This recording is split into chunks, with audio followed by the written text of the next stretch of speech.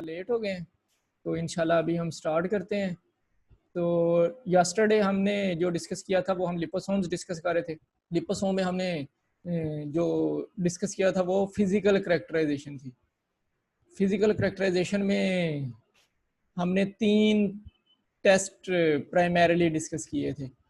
One was the surface charge, जिसके लिए हमने कहा कि सरफेस चार्ज हम डिटरमिन करते हैं by electrophoresis technique, and from those electrophoresis techniques we actually use free flow electrophoresis. Means there is no resistant gel which are actually resisting the flow of electrons to the electrodes. Free flow means there is only a fluid which is already a conductor, so it can move the particles or charges very easily from one electrode to the other electrode. In free flow electrophoresis, we use the cellulose acetate plate as a base medium for liposomes and a solvent which is sodium borate, buffer pH 8.8.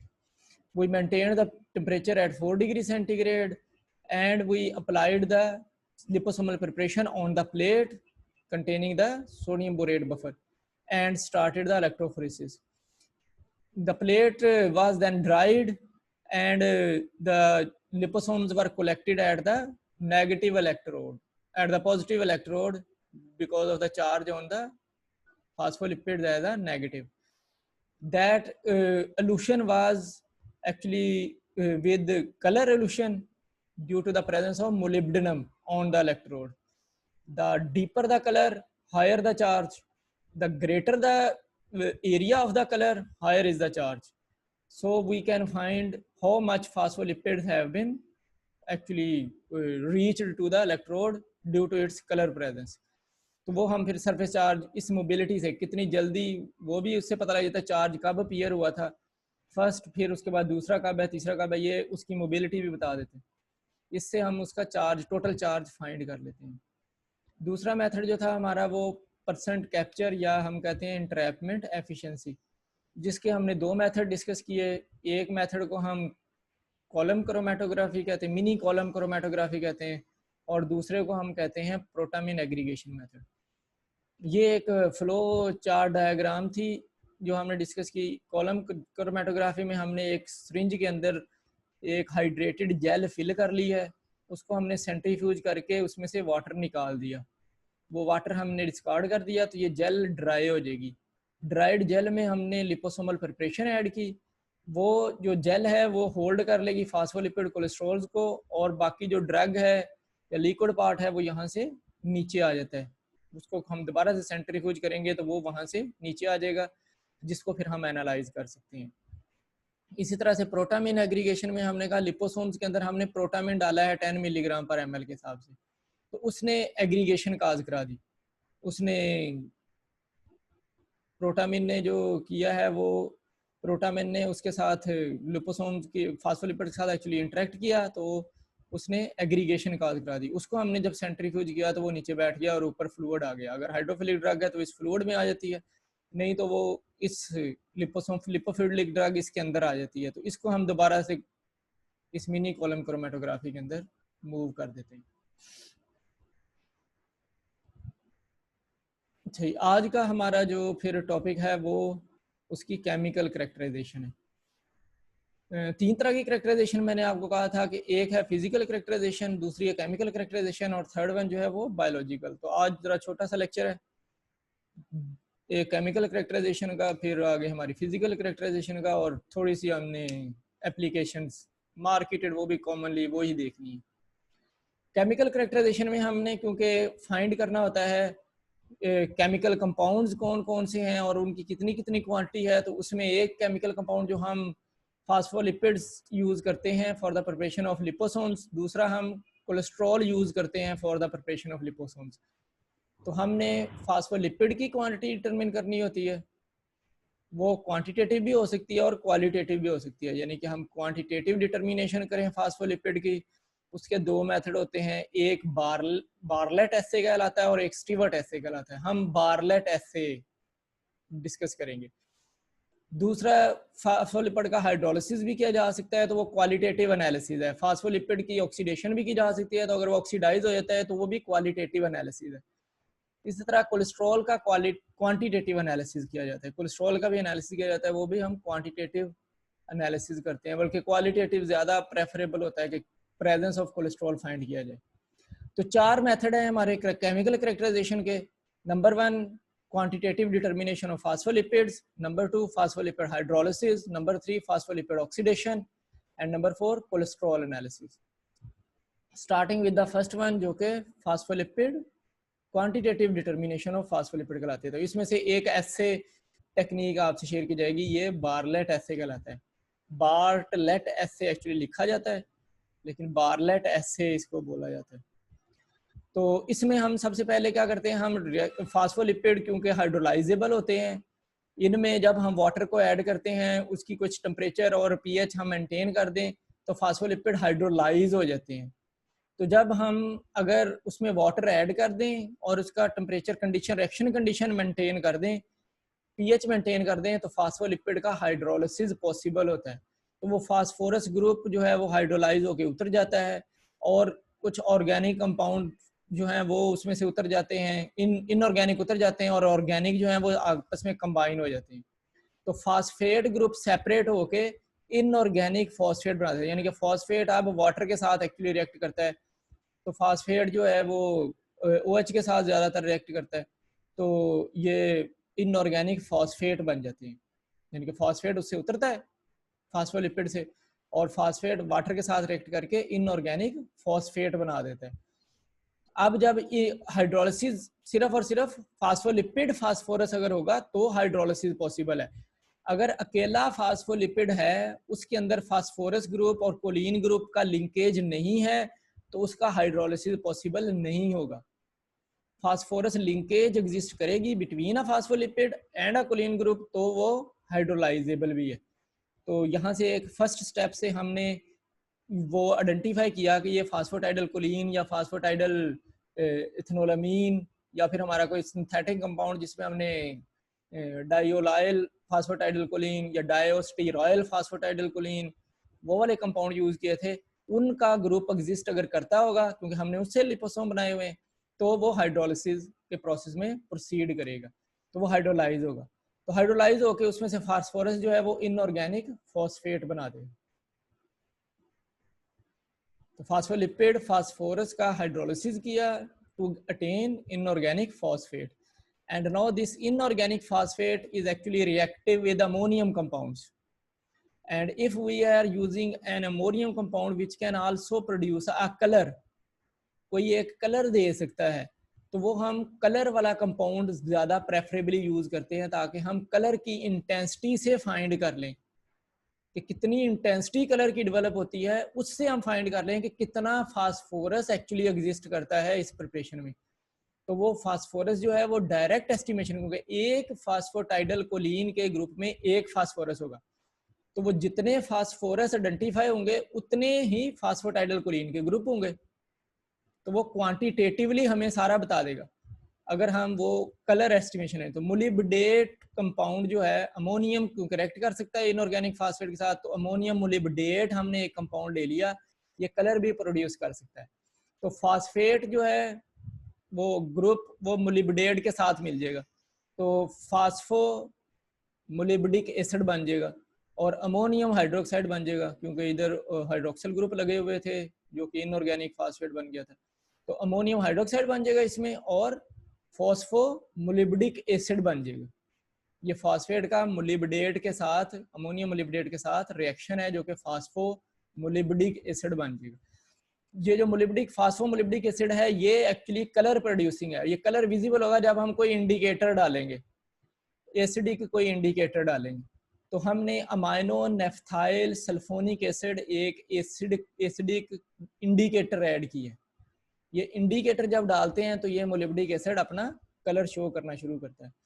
तो हमने फिर उस फास्फोमोलिब्डिक acid जो produce हो गया है उसमें हमने एक इंडिकेटर डाला, अमाइनो नेफ्थाइल सल्फोनिक एसिड, उससे हमें ब्लू कलर मिलना शुरू हो गया, ब्लू कलर नजर आना शुरू हो गया, जिसकी हमने इंटेंसिटी मेजर की है कि वो कितना डीपर है, कितना लाइटर है, कितनी क्वांटिटी में एग्जिस्ट करता है, उसको हमने फिर स्टैंडर्ड भी बनाए हुए होते हैं। हमने एक फास्फेटाइडल्कोलिन कितने में, हम एक फास्फोमोलिब्डिक एसिड का कंपाउंड लें तो उसका कितना कलर होता है, 2 लें उसका कितना होता है, 10 लें उसका कितना लेता है। इस तरह हमने ये स्टैंडर्ड की एक सीक्वेंस बनाई हुई है, तो हम उसको उन स्टैंडर्ड्स के साथ कंपेयर करते हैं। तो हमारी लाइब्रेरी है स्टैंडर्ड्स की फास्फोमोलिब्डिक एसिड की, उन लाइब्रेरी के साथ कंपेयर कर दिया जाता है। तो वो जिसके साथ मैच कर रहा है तो हम वो फाइंड कर लेते हैं कि इसमें इतने फास्फोमोलिब्डिक एसिड बने होंगे या इसमें इतने फास्फेट ग्रुप्स एग्जिस्ट करते हैं, और वो फास्फेट ग्रुप एक्चुअली कोरिस्पॉन्ड करेंगे उतने फास्फोटाइडल्कोलिन के ग्रुप्स को। तो हम डायरेक्टली उसकी क्वांटिटी फाइंड कर लेंगे। ये तो ये क्वांटिटेटिव डिटर्मिनेशन ऑफ फास्फोलिपिड कहलाएगा। इसको हम बार्लेट ऐसे कहते हैं। वंस अगेन हमने सबसे पहले फास्फोलिपिड जो हमारा लिपोसोम था वो लिया। लिपोसोम में हमने बनाया हुआ है बायलेयर ऑफ फास्फोलिपिड, जिसमें फास्फोलिपिड है यानी कि फास्फेट ग्रुप है, उसमें बाकी लिपिड कंपाउंड है और उसके साथ कोलिन ग्रुप है। ये फास्फोलिपिड फास्फोरस कहलाया। इसका हमने हाइड्रोलिसिस किया तो फास्फोरस हाइड्रोलाइज होकर इनऑर्गेनिक फॉस्फेट बन जाएगा। That inorganic phosphate will react with ammonium molybdate. ये अमोनियम कंपाउंड के साथ रिएक्टिव होता है इनऑर्गेनिक, क्योंकि वो अमोनियम हाइड्रोक्साइड बन सकता है, तो ये मोलिब्डेट का मोलिब्डिक एसिड बन जाता है। मोलिब्डिक एसिड जो है वो ब्लू कलर प्रोड्यूस करता है अगर हम उसमें चार्ज इंड्यूस करते हैं तो उसके लिए हमने एक एसिडिक इंडिकेटर ऐड कर दिया, अमाइनो नेफ्थाइल सल्फोनिक एसिड। तो amino naphthyl sulphonic acid charge induce करता है, जिसकी वजह से मोलिब्डिक एसिड फिर कलर देना शुरू कर देता है। तो कलर की इंटेंसिटी जो है वो डिपेंड करती है कितने फास्फो ग्रुप उसके साथ लगे हैं, कितने फास्फो ग्रुप एग्जिस्ट करते हैं। तो जितनी इंटेंसिटी ज़्यादा होगी उतने ज़्यादा फास्फो ग्रुप्स हैं, तो उसको हम कंपेयर कर लेते हैं विद स्टैंडर्ड्स। ये हमारा बार्लेट ऐसे कहलाता है। बाकी छोटे छोटे एसेज हैं जो कि फिर HPLC से पॉसिबल होते हैं, ये डिफरेंट टेक्निक से पॉसिबल होते हैं। ये ऐसे दूसरा ऐसे जो था पहला हमारा वो क्वांटिटेटिव था, तो वो हम कंपैरिजन से मेजर करते हैं। तो ये दूसरे बाकी सारे जो हैं वो हम डिफरेंट टेक्निक से मेजर करते हैं। जैसे फर्स्ट ऑफ ऑल हम फास्फोलिपिड का हाइड्रोलिसिस करते हैं। तो फास्फोलिपिड हाइड्रोलिसिस एक टेक्निक है, उसमें हम लाइसिन के साथ इसका हाइड्रोलिसिस करते हैं। तो फास्फोलिपिड को जब हम हाइड्रोलाइज करते हैं in the presence of lysine, तो ये लाइसोलेसिथिन बनते हैं। जो हमारे कोलिन्स हैं वो लेसिथिन ग्रुप्स थे, तो वो लेसिथिन लाइसोलेसिथिन में कन्वर्ट हो जाते हैं। तो उसके लाइसोलेसिथिन में ये होता है कि 2 चेन्स नहीं होती, एक चेन होती है। ये डीएस्टेरिफिकेशन का प्रोसेस है। तो हाइड्रोलिसिस एक्चुअली डीएस्टेरिफिकेशन का प्रोसेस होता है। अगर फास्फोलिपिड्स को हम वाटर के साथ ट्रीट कर दें by adding some agents that can initiate a reaction, हम कोई रिएक्शन को इनिशिएट कर दें विद वाटर, तो फास्फोलिपिड की अलग-अलग हो जाएगा, टूट जाएगा। उसकी 2 चेन्स होती हैं, वो एक सेपरेट हो जाएगी, एक सेपरेट हो जाएगी। इसको डीएस्टेरिफिकेशन कहते हैं हम। तो ये जो बन जाते हैं इसको लाइसोलेसिथिन्स कहते हैं। ये लाइसोलेसिथिन्स हम चेक कर लेते हैं, ये चेक किए जा सकते हैं bye HPLC।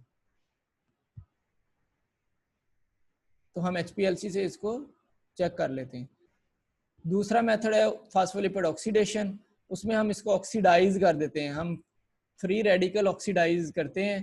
Free radical oxidation के मेथड को हम free radical oxidation determination by UV method. तो फिर वो ऑक्सीडेशन जो है उसको हम अंडर यूवी लाइट चेक कर लेते हैं कि यूवी लाइट में कितनी एब्जॉर्बेंस आ रही है, जो रेडिकल वहाँ से डेवलप होते हैं। इसी तरह आइडियोमेट्रिक टेक्निक आपने पढ़ी हुई है, जो कि टाइट्रेशन की टेक्निक होती है। तो हम आयोडीन के साथ भी रिएक्ट करवा के फास्फोलिपिड की आइडियोमेट्रिक टाइट्रेशन भी कर सकते हैं। इसी तरह गैस लिक्विड क्रोमेटोग्राफी होती है, तो GLC भी हम परफॉर्म कर सकते हैं। ये सिर्फ एनालिटिकल टेक्निक से पढ़ी हुई है आपकी। सिमिलरली कोलेस्ट्रॉल का एनालिसिस जो है, ये कोलेस्ट्रॉल का एनालिसिस थोड़ा सा क्वांटिटेटिव होता है। इसमें भी हम यूवी मेथड से हम चेक करते हैं और हम कलर की इंटेंसिटी फाइंड करते हैं, अब्जॉर्बेंस फाइंड करते हैं, जिससे हम स्टैंडर्ड से कंपेयर करके, जैसे हम पहले स्टैंडर्ड बना सकते हैं यूवी में, जिसको हम उसका कैलिब्रेशन कर्व कहते हैं।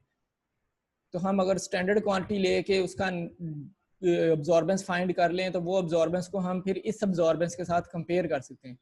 तो एक सिंपल सा मेथड है कोलेस्ट्रॉल, क्योंकि आयरन के साथ हम रिएक्ट कर सकते हैं, और फिर आयरन और उसका रीजेंट यानी कि क्लोरेट रीजेंट हो सकता है, एसीटेट रीजेंट हो सकता है या सल्फ्यूरिक एसिड रीजेंट हो सकता है।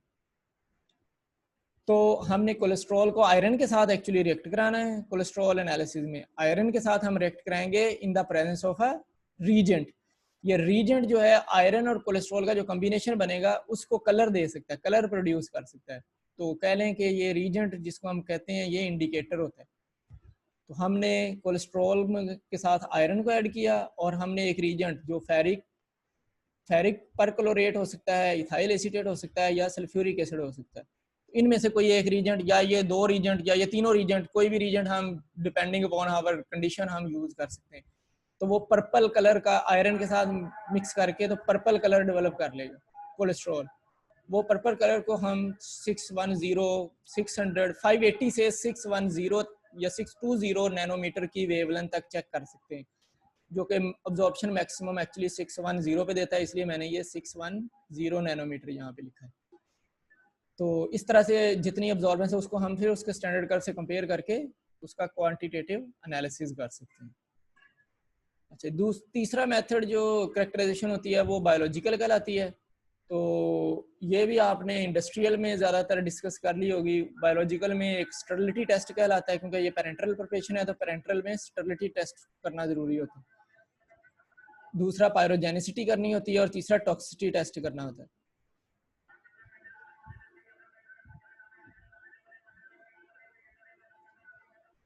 स्टेरिलिटी में हमने जब करना होता है तो हम दोनों एरोबिक, एनारोबिक, फंगस, बैक्टीरिया ये सब फाइंड करते हैं। तो दो तरह के मीडियाज आपने पढ़े हुए होंगे, एक फ्लूइड थायोग्लाइकोलेट मीडियम और एक दूसरा सोया, कौन सा था, टीएसबी। मुझे ये अब एब्रीवेशन में थोड़ी सी कंफ्यूजन होगी।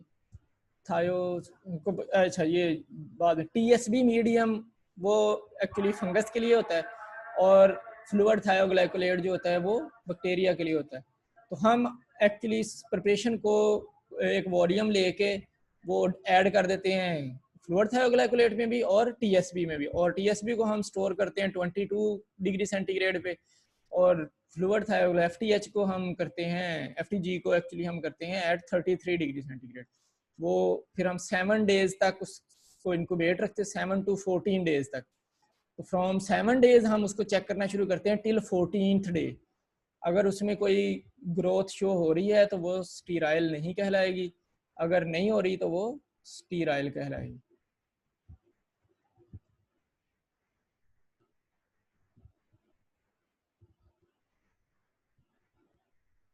अच्छा, स्टेरिलिटी टेस्ट जो है, स्टेरिलिटी टेस्ट में हमने क्योंकि चेक करने होते हैं aerobic, anaerobic cultures, funguses and bacterias, तो हम उसके लिए दो तरह का मीडिया यूज करते हैं। फॉर बैक्टीरिया डिटर्मिनेशन वो use fluid thioglycollate medium and for fungus वो यूज टीएसबी मीडियम।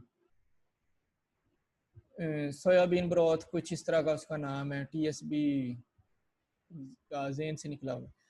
तो हम सैंपल, रिप्रेजेंटेटिव सैंपल लेते हैं लिपोसोम का, उसमें से 1 रिप्रेजेंटेटिव सैंपल फ्लूइड थायोग्लाइकोलेट में ऐड कर दिया जाता है और 1 ऐड कर दिया जाता है इनटू टीएसबी।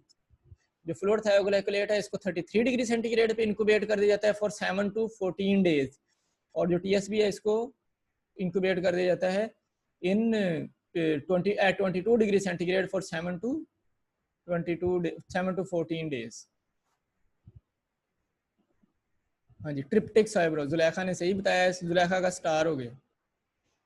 तो ट्रिप्टिक साइब्रोथ टीएसबी कहलाता है। तो हम 7 से 14 डेज तक चेक करते हैं। अगर उसमें टर्बिडिटी शो होती है तो इट मीन्स कि वो स्टीराइल नहीं है। अगर वो क्लियर रहता है सोल्यूशन तो फिर उसमें वो क्लियर सोल्यूशन जो है वो कहलाता है स्टीराइल।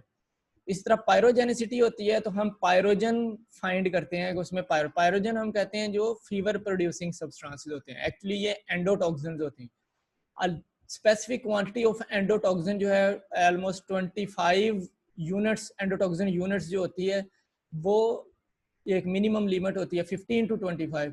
किसी प्रिपरेशन में 15 है, किसी में ये 25 है एंडोटॉक्सिन यूनिट्स। अगर इतने एग्जिस्ट करते हैं तो वो पायरोजन कहलाती है, अगर इससे कम है तो वो पायरोजन नहीं कहलाती।